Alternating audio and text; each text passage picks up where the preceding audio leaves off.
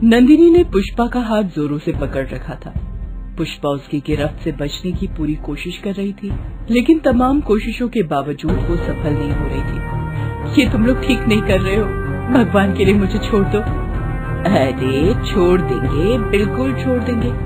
भगवान के लिए नहीं, बल्कि भगवान के पास जाने के लिए। तभी राकेश एक नवजात बच्ची को गोद में उठाए रहा है। वो बच्ची जोर जोर से रोई जा रही थी। उस बच्ची को इस तरह रोते हुए देख पुष्पा ने गिड़गिड़ाते हुए कहा, राकेश भैया, मुन्नी को मुझे दे दीजिए, उसे भूख लगी होगी, प्लीज दे दीजिए। पुष्पा की बात पर राकेश जोर जोर से हंसने लगा। तुम और तुम्हारी ये मुन्नी बस कुछ ही देर की मेहमान है, कुछ देर बाद तुम दोनों यमराज के पास होगे। राकेश ये बात पुष्पा से कह ही रहा था, तभी नंदिनी एक लोहे की छड़ ले आई और उसका जोरदार वार पुष्पा के सिर पर कर दिया। पुष्पा दर्द से कराह उठी। आह! पुष्पा के सिर से लगातार खून बह रहा था। उसके कपड़े खून से पूरी तरह भीग गए थे। उसकी आंखों के आगे अंधेरा छा रहा था, लेकिन अब भी वो गिड़गिड़ाते हुए राकेश और नंदिनी से कह रही थी, मुन्नी को मुझे दे दे, मुन्नी को मुझे दे दो। लेकिन अब ये कहते हुए उसकी जुबान लड़खड़ा रही थी। वो जमीन पर पड़ी छटपटा रही थी और धीरे धीरे वो मौत की गोद में समाती चली जा रही थी। कुछ देर बाद उसका शरीर बेजान हो गया। लगता है ये मर गई। तसल्ली से देख लो मर गई है या नहीं, कहीं ऐसा ना हो कि बाद में हम फंस जाएं। राकेश की गोद में वो नवजात बच्ची अब भी रो जा रही थी। उसने उस बच्ची को नंदिनी को थमाया और पुष्पा की कलाई को पकड़ा और उसकी नब्ज को देखने लगा, जो अब तक कर गई। लो जी, कर ली तसल्ली, ये पहुंच गई अपने ठिकाने पर। इस बीच बच्ची के रोने की आवाज से नंदिनी का मूड खराब हो रहा था। उसने गुस्से में राकेश से कहा, इसका क्या करना है? मैं तो कहती हूँ इसको भी अभी ठिकाने लगा देते हैं। अरे तू इतनी बेसब्र ना हुआ कर, एक कांटा तो निकल गया ना रास्ते से, पहले उसे ठिकाने लगाते हैं, फिर इसे भी वही ठिकाने लगा देंगे।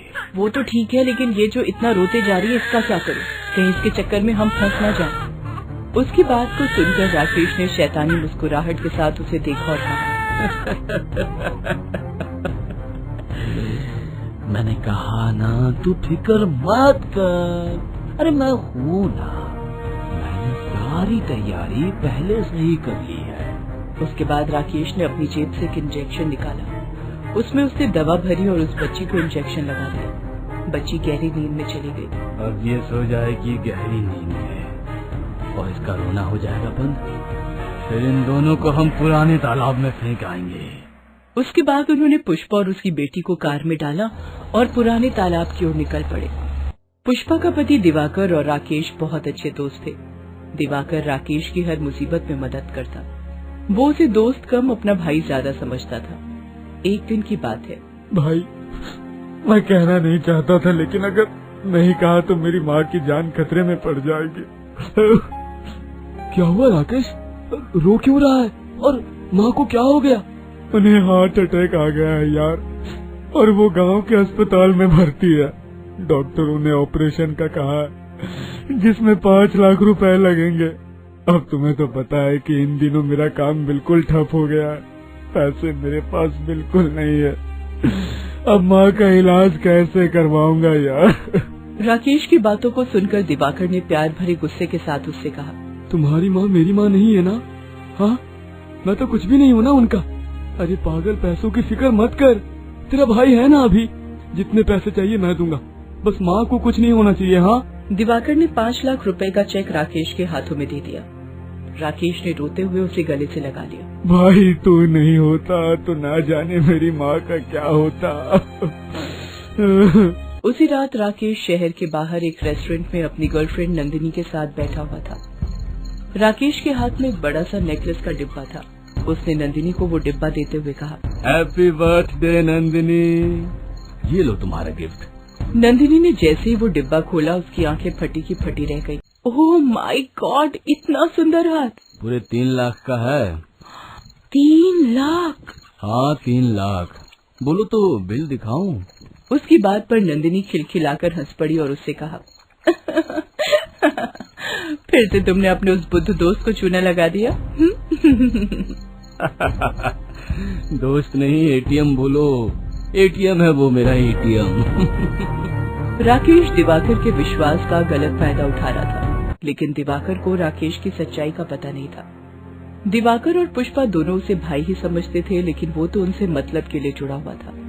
एक दिन पुष्पा, मुझे 10 दिनों के लिए शहर से बाहर जाना होगा। फिर से? अरे वो क्या है ना, मैंने अपनी फैक्ट्री के लिए एक नई जमीन देखी है और वो बड़े सस्ते में मिल रही है, इसलिए मैं जाकर तस्दीक करना चाहता हूँ कि जमीन में कोई दिक्कत तो नहीं है। अगर वो सही हुई तो डील करके ही वापस आऊंगा। दिवाकर जमीन देखने के लिए दूसरे शहर चला गया। उसी शहर में एक दिन दिवाकर की नजर राकेश पर पड़ी, जो नंदिनी के साथ होटल में खा रहा था। अरे ये राकेश यहाँ इस शहर में क्या कर रहा है? इसकी माँ को तो हार्ट अटैक आया था, इसे तो गांव में होना चाहिए। 2 दिन पहले तो ये बहुत परेशान था अपनी माँ को लेकर। क्या करूँ, जाकर उससे पूछूं क्या? दिवाकर उधेड़बुन में था कि वो क्या करे और क्या न करे। आखिरकार वो राकेश के पास गया। राकेश ने उसे देखा तो उसकी हालत पतली हो गई। दिवाकर, तुम यहाँ? वही तो मैं तुमसे पूछना चाह रहा था कि तुम यहाँ कैसे? तुम्हें तो गांव में होना चाहिए था ना? हाँ, तुम्हारी माँ को हार्ट अटैक आया था ना? और ये लड़की कौन है? इसे तो पहले कभी नहीं देखा। राकेश समझ गया था कि उसका झूठ पकड़ा गया है, फिर भी वो दिवाकर से एक और झूठ बोलने लगा। ये मेरी दोस्त नंदिनी है, ये हार्ट स्पेशलिस्ट है। वो क्या है ना कि माँ का इलाज गांव में नहीं हो सकता था, इसलिए मैं इसके पास यहाँ शहर में ले आया। अरे ये तो बहुत अच्छा किया। अब कैसी है माँ?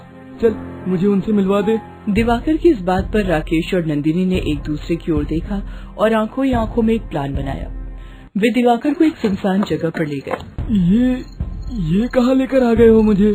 दिवाकर की बात का राकेश ने कुछ जवाब नहीं दिया और उसका गला पकड़ लिया। सब समझ में आ जाएगा। नंदिनी, तुम जरा सादे कागज पर इसकी साइन ले ले। साइन?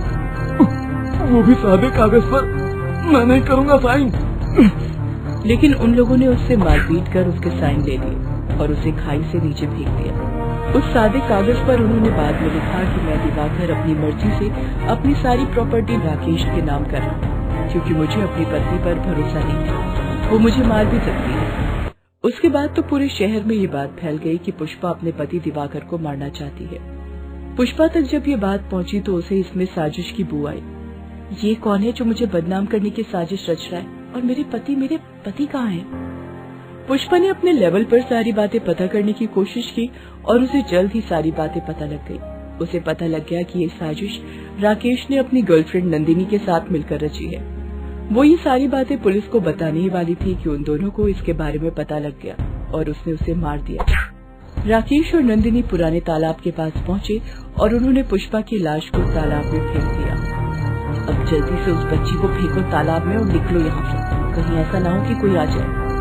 वो उस बच्ची को तालाब में फेंकने ही वाले थे कि तभी उन्हें गोली की आवाज सुनाई। उन्होंने देखा कि सामने से पुलिस वाले आ रहे थे। अरे ये पुलिस कहाँ से आ गई? असल में पुष्पा ने अपने पति की गुमशुदगी की रिपोर्ट पुलिस में दर्ज कराई थी। पुलिस इंस्पेक्टर अर्जुन उसका पुराना दोस्त निकला, जो कॉलेज के समय से ही उसे जानता था और उसे दोस्त कम अपनी बहन मानता था। इंस्पेक्टर अर्जुन ने उसके पूरी मदद की बात कही और कहा कि तो चिंता मत कर पुष्पा, बस मुझे थोड़ी मोहलत दे दे, मैं तुम्हारे पति का पता लगाने के लिए जान लगा दूंगा। इंस्पेक्टर अर्जुन अपनी टीम के साथ दिवाकर की खोज कर रहे थे। उसी क्रम में उन्हें खाई से उसकी लाश मिली। पोस्टमार्टम के बाद पता लगा कि खाई में गिरने के पहले उसके साथ बहुत मारपीट की गई है। पुलिस को उसकी मौत संदिग्ध लगी और वे इसका पता लगाने लगे और जल्दी ही पुलिस को राकेश और नंदिनी के कारनामे का पता लगा। तुम दोनों इंसान के वेश में राक्षस हो राक्षस। जो दोस्त तुम्हें इतना प्यार करता था, उसे और उसकी पत्नी को तुम दोनों ने मार दिया और अब इस छोटी सी मासूम बच्ची को जिंदा तालाब में फेंकने वाले थे। हाँ, हमने कुछ नहीं किया है, हम बेकसूर है। राकेश की इस बात पर इंस्पेक्टर अर्जुन ने 4 डंडे उसे खींच कर मारे और उन दोनों को पुलिस स्टेशन ले आया। बाद में उन्हें जेल भेज दिया गया। अदालत ने उन्हें फांसी की सजा सुनाई। बाद में इंस्पेक्टर अर्जुन ने पुष्पा की अनाथ बेटी को गोद ले लिया। दोस्तों, आप हमारे चैनल को जरूर सब्सक्राइब करें